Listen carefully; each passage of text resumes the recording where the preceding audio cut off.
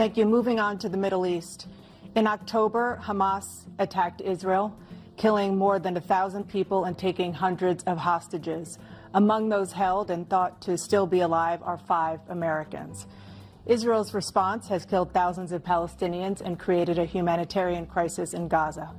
President Biden, you've put forward a proposal to resolve this conflict, but so far Hamas has not released the remaining hostages, and Israel is continuing its military offensive in Gaza. So what additional leverage will you use to get Hamas and Israel to end the war? You have 2 minutes.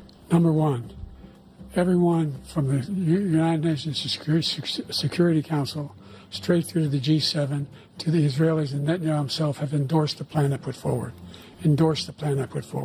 Which has 3 stages to it.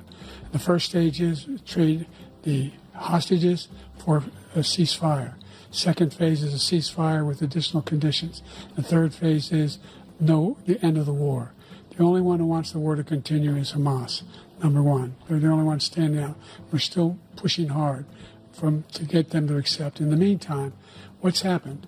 In Israel, we're finding that the only thing I've denied Israel was 2,000-pound bombs. They don't work very well in populated areas. They kill a lot of innocent people. We're providing Israel with all the weapons they need and when they need them.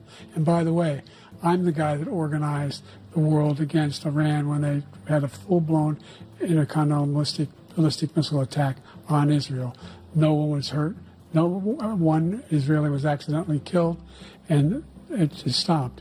We saved Israel. We are the biggest producer of support for Israel of anyone in the world. And so there are 2 different things. Hamas cannot be allowed to be continued. We continue to send our experts and our intelligence people as to how they can get Hamas like we did bin Laden. You don't have to do it. And by the way, they've been greatly weakened, Hamas, greatly weakened, and they should be. They should be eliminated. But you've got to be careful for using certain weapons among population centers. Just going back to Ukraine for 1 second. We have an ocean separating us.